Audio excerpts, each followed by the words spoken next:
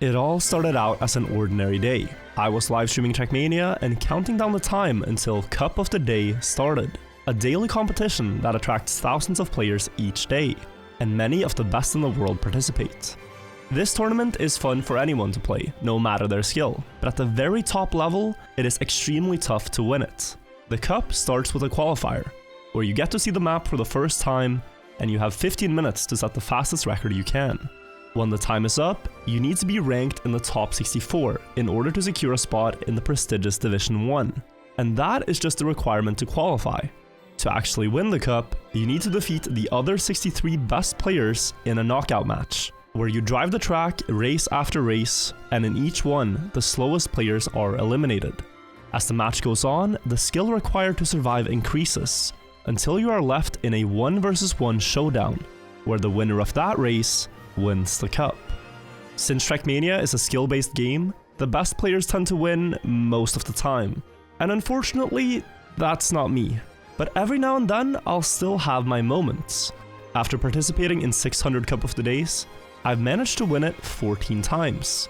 Those triumphant moments are the allure that brings us all back to compete, waiting for the day that you play at your absolute peak, outpacing the greatest in the world, and winning the cup as the clear best player.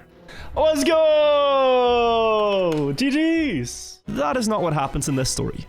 No, instead, on the 14th of November 2023, I played one of my worst Cup of the Days ever. And yet, somehow the stars aligned for me to make history.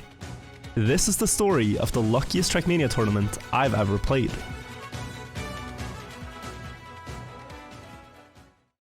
When the qualifiers began, I was feeling hopeful. The track was called Pod Race of the Day, and when looking at it from above, I could tell it wasn't an ordinary racetrack. This tends to suit me far better than basic maps, where the pro players squeeze out a few hundredths on pixel-perfect racing lines. The first thing I did was to watch a demo run from the mapper, and I immediately understood then it was a reference to pod racing in Star Wars. I've never seen the movies, but the chat told me. The way the mapper had brought this concept to Trackmania was by placing reactor boosters. When driving through a gate that gives reactor boost up, the car will hover, and with reactor down, the car gets pulled towards the ground. This constantly changing effect looked difficult to control, but I knew that an unusual track like this would be tough to learn for everyone, and the only way to get top 64 in the qualifier was by approaching the learning process with an open mindset. Yeah, so in Cam 1 you don't have that much visibility, I can already tell that. I think I'm already doing something better than the mapper there by flying a bit more and skipping more penalty sand. Anytime the game pulls me down to the ground, I would like to be flying. Is what I'm thinking about.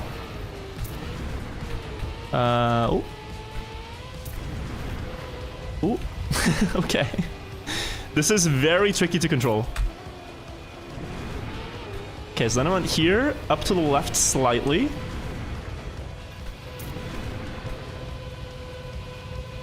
And I think just the right side here.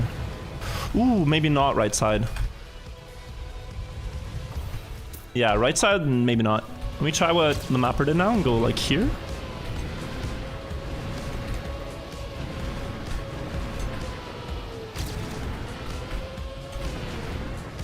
Seems like the mapper knows his own map. This is a really wild concept. The mapper knows what to do on his own track.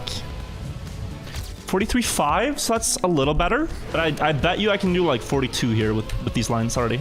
So I want to go here and then... I'm just looking at... Yeah, okay. The landing in that downhill is extremely important. The big jump there and the landing. That's where the majority of my time will be gained or lost, I think.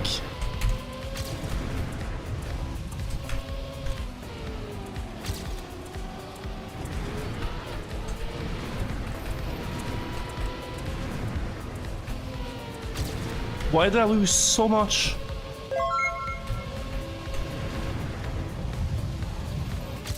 Ah, that's so unfortunate. That was such a good start. Okay.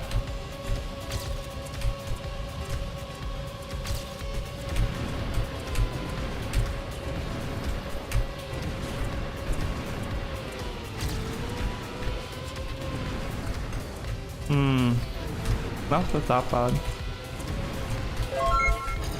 First Dono, good luck to the most clutch Trackmania player. That's such a good landing.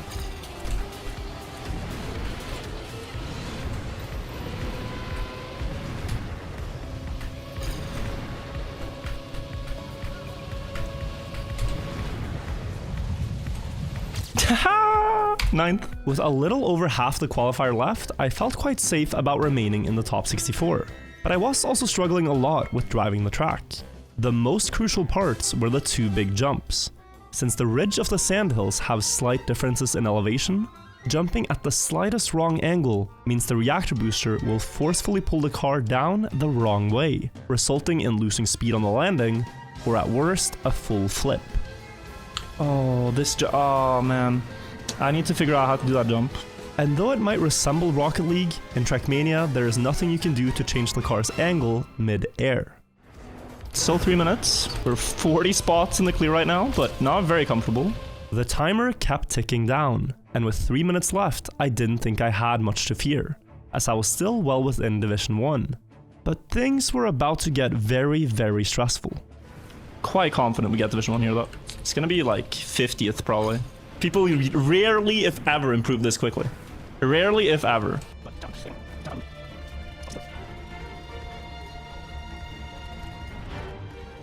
60?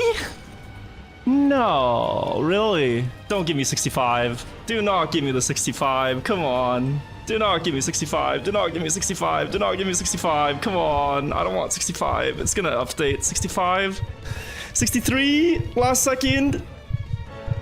The timing is gonna get... Whew. 64. And that's why you want to be top 64, everybody. Top 64, get Div 1. By the tiniest margin possible, I had secured the last place qualification in Division 1, and it was hard to grasp just how lucky I had gotten. The difference between my time and the Division 2 cutoff was 4 thousandths of a second, and there were another 30 players within 1/10 of a second of my time. If any one of them had just driven a little faster, I wouldn't have been able to compete for the win at all. Now I at least had a chance, though not a great one. Being realistic about it, qualifying in the bottom of Division 1 doesn't give great winning chances. In a fantastic graph made by Kinch, we can see the grim reality. Rarely does anyone qualifying in the bottom 10 placements ever win. And to my knowledge, nobody had ever won from last place. But I wasn't going to count myself out for that reason. Statistics are just what should happen on paper. But every now and again, there are outliers. The format in Cup of the Day leaves just enough room for magic to happen every now and then.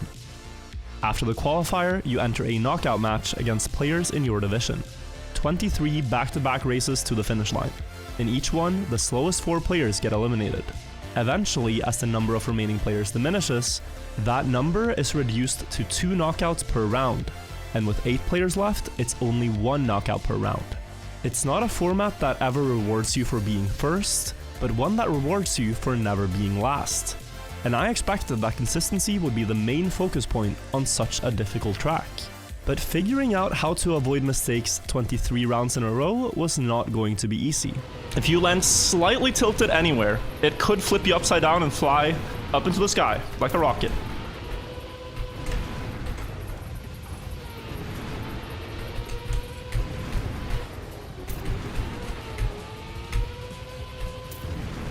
It's gonna fly. Oh, I released. Okay. So this is a really bad run, but I just need to see right over the shadow. Really good end speed here. Wow. 27th to 21st. Okay. I thought I was fast. Wait, 41? What's going on? Are they zooping? It could be that trick in the end, but here consistency matters so much. It's crazy. Yeah, there's a reactor down zoop in the end. I had it in one of my first qualifying runs and I almost, didn't make it like this, yeah.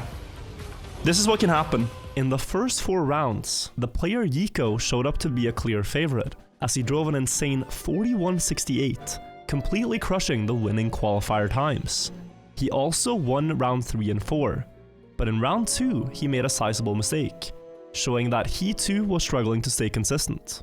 Other players that stood out as top contenders to win were Obitom, Golden Nugget, and Alex, all finishing near the top of the list in most rounds. Another player consistently finishing on top was Your Mama, but I don't think that's surprising to anybody. In round 7, I made a really bad mistake. I didn't realize how close it was at the time, but this could have very well been my last round in the cup. Ooh. Oh, that was so close to tilting.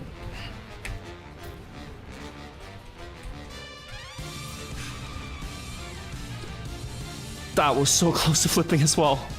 Uh-oh. Some clutch saves going on right now, though.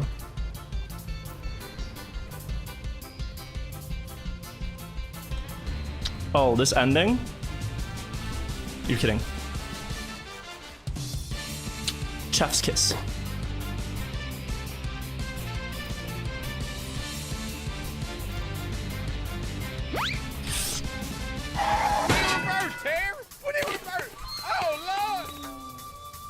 I need a reactor stat, okay.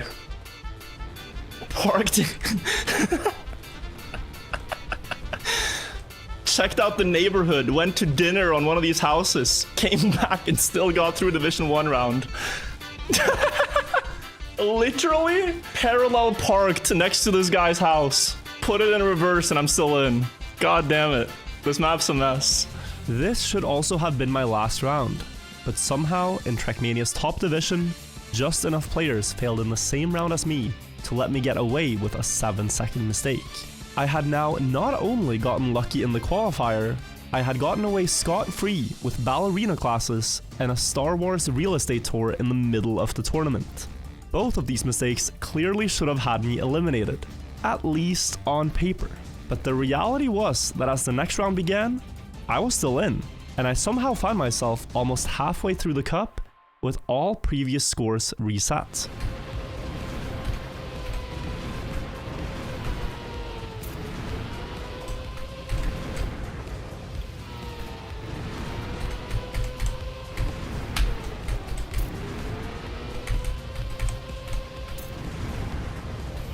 Holy landing.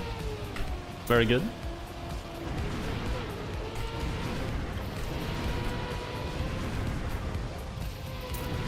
I still don't know how to gain more speed here. I'm low-key just hoping it won't matter, and that fast players will get knocked out. In round 12, Yiko and Obitom again drove 41 second times, over 1 second faster than my personal best, and I knew that unless they crashed out, it would be incredibly hard to win the tournament. In order to have any realistic chances, I thought I had to experiment with riskier lines, and keep up with the top pace. What a start.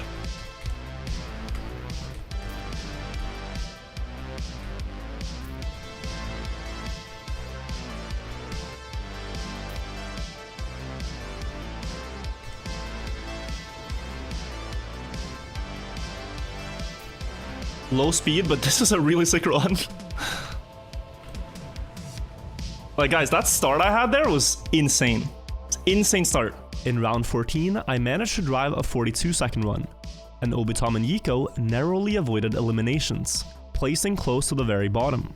It was clear then that the coin could still flip any which way, and in round 15, I drove this run.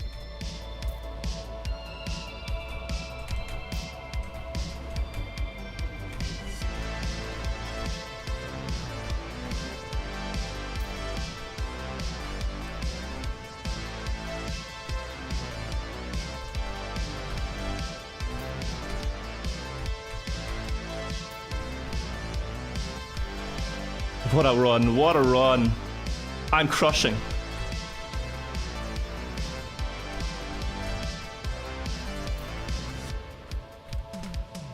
Everyone. 42-2 with no boost. With no boost and holy. Don't flip. Thank you. Needed that.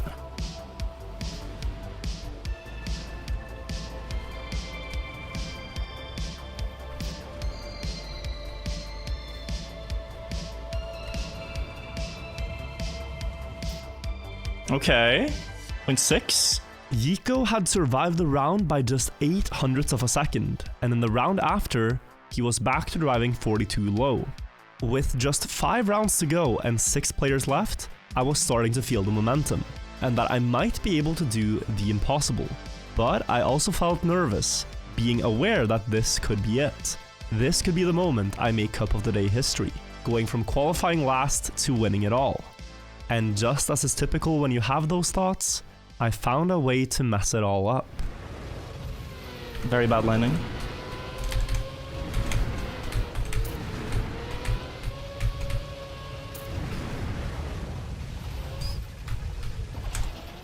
Please. No. Did they all get it? They didn't. They didn't. They didn't. What is happening? 3 people just full died. Oh my god. And Yannick is out. Yannick is so far. Yannick is so far, guys.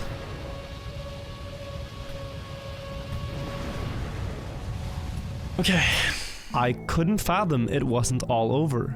Fate was on my side and I had crashed in just the right round when others also failed badly, landing myself a spot in the top 5, against all the other favorites.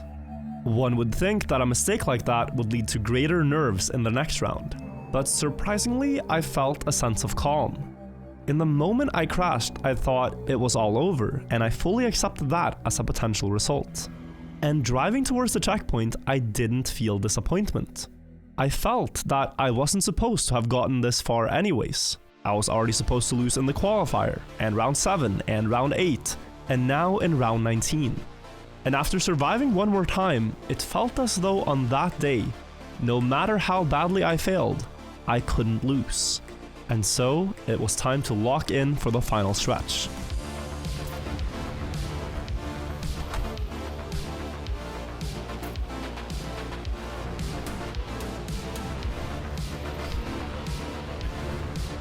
Oh, I'm so slow. Oh, he DNF'd!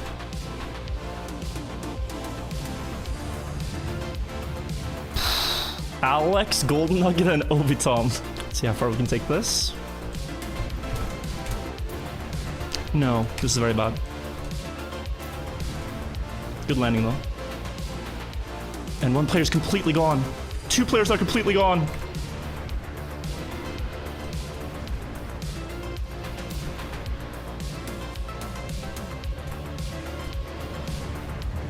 Who's gonna get out? Alex is 9 seconds behind. And he's somehow in. Me, Alex, and Obitom.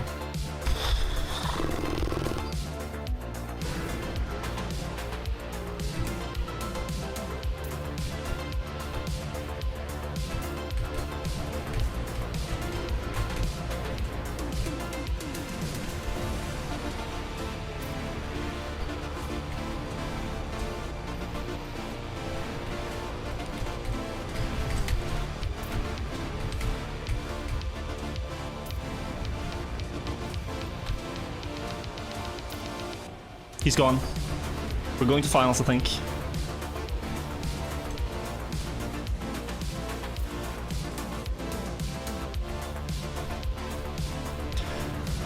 Cup of the Day final versus Obitom from 64th in qualifier.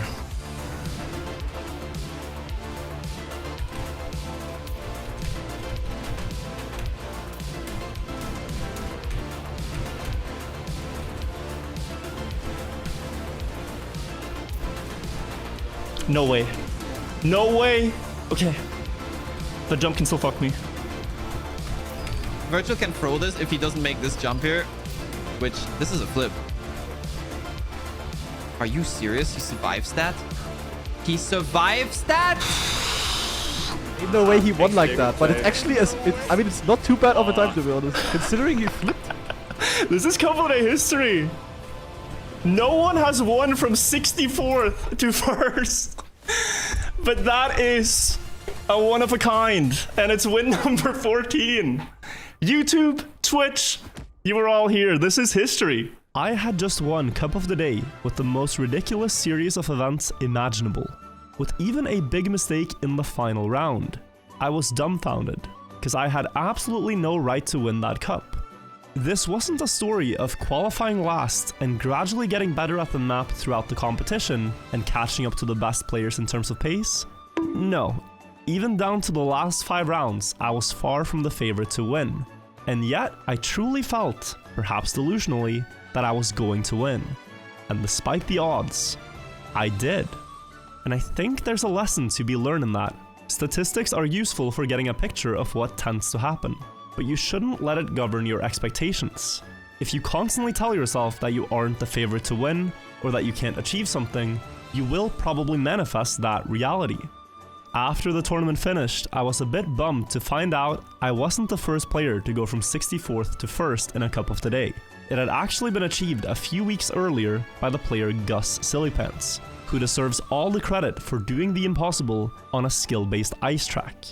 If you want to watch more Trackmania tournaments like this one, I play a lot of them on my second channel, WirtualTV, where I upload daily videos of myself playing Trackmania. Thank you so much for watching this video, and expect more Trackmania stories and documentaries to come to this channel soon. That's all for now. Until next time, have a good one.